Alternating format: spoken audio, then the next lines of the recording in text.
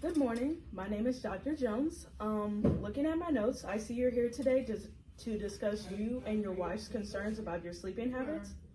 Yeah, my wife raised some concerns about me, my trouble sleeping that I was unaware about, so she convinced me to come in and talk with you. All right. So can you share with me you and your wife's concerns about your sleeping habits that you have today? Well, he snores a lot and very loudly. He'll also sometimes wake up gasping for air, or he'll snore. If he's asleep while I'm awake, I'll notice that he will stop breathing. And it's been like this for as long as I've known him. And he hasn't seen a doctor until now. I see. Can you tell me about how you're feeling throughout the day after you wake up? Yes, most days I wake up tired, or I feel tired throughout the day. I go to bed early, but I still wake up, I don't feel refreshed. I've noticed I have a dry mouth and a headache whenever I wake up. And my wife says I'm irritable just because I haven't been sleeping well throughout the night. Okay.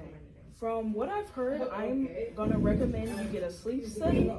And it sounds like you have sleep apnea. Have you ever heard of this before? No, I have not. Okay.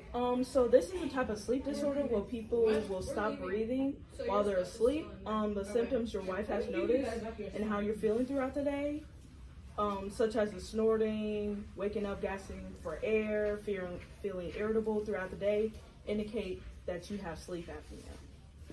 So what do we do about this? So first, before we diagnose anything officially, we're going to complete the sleep study to get a better look at your brain activity, your heart rate, and your sleep and wake cycles during your sleep. And then after a couple of nights, we'll get the results from the sleep study, and I'll bring you guys back in, and we'll start your treatment plan from there. So before I let you all go, do you have any questions for me, any concerns? I don't think so. No? All right. So we're going to get that sleep study scheduled, and then I'll see you back here to discuss the results. Okay.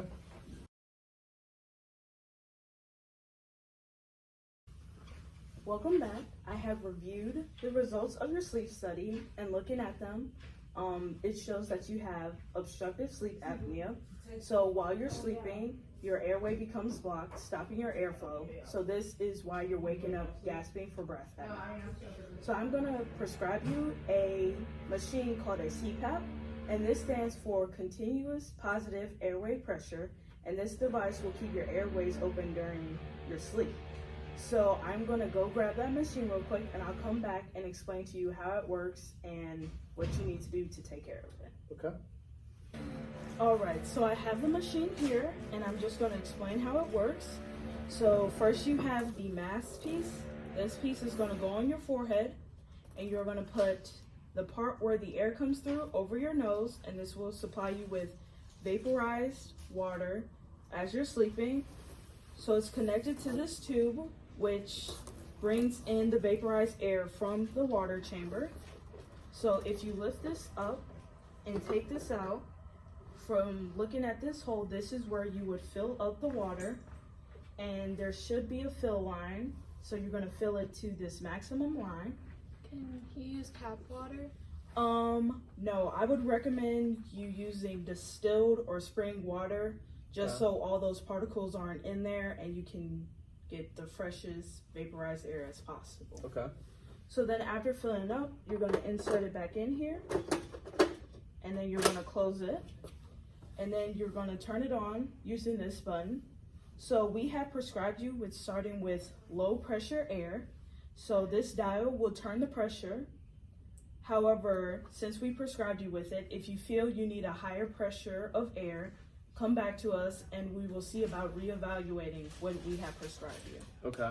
So before I give you this, do you have any questions for me? I don't think so, no. Concerns? No. All right.